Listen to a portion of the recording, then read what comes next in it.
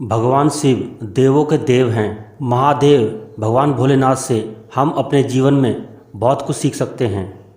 शिव दर्शन, शिव पुराण से जीवन की बहुत सी बातें हम समझ और सीख सकते हैं। आइए कुछ जानने की कोशिश करते हैं। जीवन में बहुत सी सफलता के सूत्र हम भगवान शिव से सीख सकते हैं। भगवान शिव परम तपस्वी, ज्ञानी, वैराग्य, भक्ति तथा योग साधना के शीर्ष देव हैं। उनकी आराधना से धर्म, अर्थ, काम, मोक्ष की सहज प्राप्ति होती है। प्रत्येक मनुष्य में शिव तत्व उपस्थित है और इसे शिव के प्रति अनुराग, भक्ति, आराधना से जागृत किया जा सकता है। उनके विभिन्न रूपों को ध्यान में रखकर अपने को शिवमय बनाया जा सकता है। शिव पुराण में देवों के देव महादेव के स्वरूप, उनके रहस्य, महिमा और शिव उपासना का विस्तार से वर्णन किया गया है। अनादि सिद्ध परमेश्वर महादेव शिव एक ऐसे देव हैं जिनका उल्लेख शिव पुराण में एक महायोगी, गृहस्थ, तपस्वी, अघोरी, नर्तक और कई अन्य अलग अलग रूपों में वर्णन किया गया है। आमतौर पर पूरी दुनिया में लोग जिसे भी दैवीय या दिव्य मानते हैं, उनका वर्णन हमेशा अच्छे रूप में ही करते हैं। भगवान शिव आदि भी हैं और अंत भी हैं। भगवान शिव का स्वरूप विराट है। हिंदू धर्म में भगवान शिव एक प्रमुख देवता हैं। हिंदू धर्म में भगवान शिव के करोड़ों की संख्या भक्त हैं। भगवान शिव को इस जगत का पहला गुरु माना गया है। भगवान साकार भी हैं और निराकार भी हैं। मर्यादा तोड़ने पर दंड, बेकाबू होने पर भस्म करने वाले देव हैं। भोले भंडारी हैं।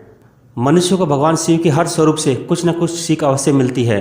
शिव के स्वरूप को जानकर उनको अपने जीवन में जरूर उतारने का प्रयत्न करना चाहिए। भगवान शिव का एक नाम भोले भंडारी है। भोले इसलिए कि क्योंकि अगर उनकी सच्चे मन से उपासना की जाए तो बहुत जल्द वे प्रसन्न हो जाते हैं। भोले भंडारी शिव जी का एक सहज स्वरूप है। शिव इस स्वरूप में सबके साथ एक समान और बिना भेदभाव से जीवन जीने की कला सिखाते हैं। विष पान करने के कारण इन्हें नीलकंठ कहा जाता है। भगवान शिव के नीलकंठ स्वरूप में एक संदेश है। विष यानी बुराई को फैलने से रोकना, बुराई को ना खुद में और ना ही समाज में जाने दें। भगवान शिव नीलकंठ हैं तथा कंठ में ही सदैव नाग को धारण करते हैं। उन्होंने समुद्र मंथन से प्राप्त विष को अपने कंठ में धारण किया है, जो यह संदेश देता है कि संसार में अनेक प्रकार की विषमताएं व विसंगतियां विद्यमान हैं। व्यक्ति में राग, द्वेष, ईर्ष्या, वैमनस्य, अपमान तथा हिंसा जैसी अनेक पार्श्विक वृत्तियां रहती हैं। नीलकंठ स्वरूप हमें विपरीत परिस्थितियों में एवं विपरीत व्यवहार में भी अविचल रहने की प्रेरणा देते हैं। भगवान शिव का निवास वहाँ है जहाँ पर कोई भी प्राणी नहीं रह सकता। भगवान शिव के कैलाशवासी स्वरूप होने का अर्थ है हमेशा धर्म और कर्तव्य को ऊंचा रखो। भगवान सदैव एकांत व निर्जन स्थान पर एकाग्र भाव से तपस्या एवं ध्यान में लीन रहते हैं। इससे व्यक्ति सांसारिक भाव से दूर हो जाता है। इसके कारण संसार जनित विकार, काम, क्रोध, लोभ, मोह, मद व अहंकार से मुक्ति मिलती है। यह जन कल्याण का प्रथम चरण है। भगवान शिव अर्धनारीश्वर हैं। भगवान शिव के इस स्वरूप में आधा हिस्सा नारी और आधा हिस्सा पुरुष का है। शिव के इस स्वरूप से हमें यह सीख मिलती है कि परिवार और समाज में स्त्री और पुरुष दोनों का बराबर महत्व है। इस सृष्टि का संचालन दोनों के साथ होता है। भगवान शिव को त्रिशूलधारी कहते हैं। भगवान शिव का त्रिशूल भी जीवन जीने की सीख देता है। त्रिशूल में 3 शूल यानी कांटे हैं, जो जन्म, जीवन और मृत्यु का संकेत है।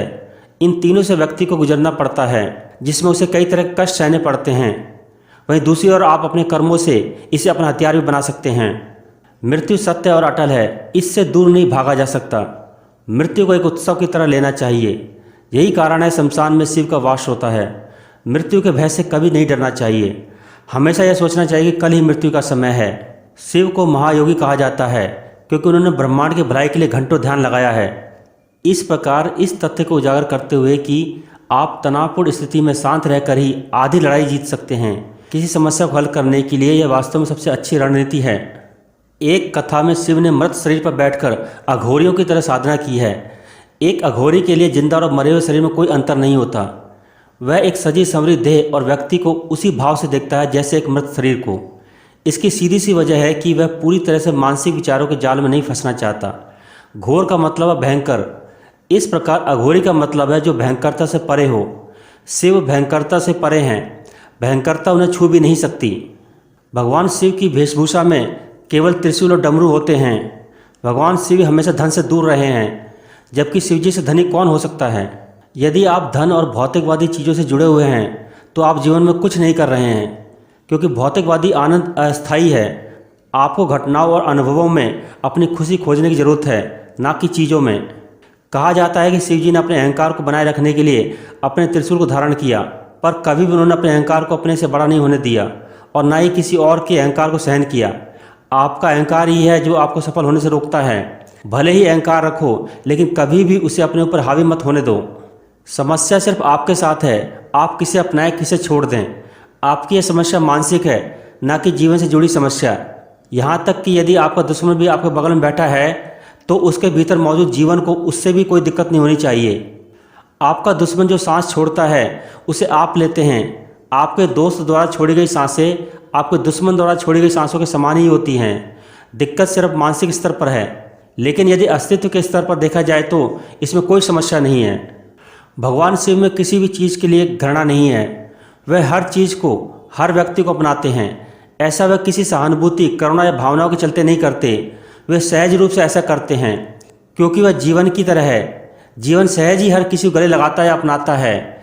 इंसान के जीवन का सबसे बड़ा संघर्ष यह चुनने की कोशिश है कि क्या सुंदर और क्या भद्दा, क्या अच्छा है और क्या बुरा। शिव ने किसी भी सीमा तक जाकर हर वह काम किया है जिसके बारे में कोई इंसान कभी सोच भी नहीं सकता। यदि किसी एक व्यक्ति में इस सृष्टि की सारी विशेषताओं का जटिल मिश्रण मिलता है तो वह शिव ही है। यदि आप शिव को स्वीकार कर लेते हैं तो आप जीवन से परे जा सकते हैं, फिर आपको कोई समस्या नहीं रहेगी। भगवान शिव शरीर पर भस्म धारण करते हैं तथा मृगछाल पहनते हैं। हाथ में जल भरने हेतु कमंडल रखते हैं तथा खड़ाऊ धारण करते हैं। उनकी आवश्यकताएं अत्यंत सीमित हैं। इस मनोभाव के कारण व्यक्ति त्याग और असंग्रह की ओर प्रवृत्त होता है। जैसे जैसे व्यक्ति भौतिक संसाधनों की ओर आकर्षित होता है, वैसे वैसे उनको प्राप्त करने व उपयोग करने की इच्छा और तेज होती जाती है, जिसके परिणाम स्वरूप स्पर्धा और संघर्ष का जन्म होता है। अतः शिव का यह स्वरूप व्यक्ति को त्याग, असंग्रह तथा बाहरी प्रदर्शन से निवृत्ति की ओर ले जाने का संदेश देता है। भगवान शिव चंद्र शीतलता, निर्मलता व प्रकाश का प्रतीक हैं। भस्मीभूत भगवान शिव इसे अपने मस्तक पर धारण करके सांसारिक जीवों को संदेश देते हैं कि हम मस्तिष्क से सदैव शीतलता धारण करें, उग्रता को त्यागें, धैर्य से सभी कथन को सुने तथा आंतरिक निर्मलता के साथ ज्ञान प्रकाश से अन्य जीवों को प्रेरित करें। भगवान शिव ने अपनी शिखा पर गंगा को धारण किया है। उससे एकजुटता होने की सीख मिलती है। बिखरे हुए केशों को एकत्र करके शिव ने गंगा के विकराल रूप को शांत किया। भोलेनाथ त्रिनेत्रधारी हैं।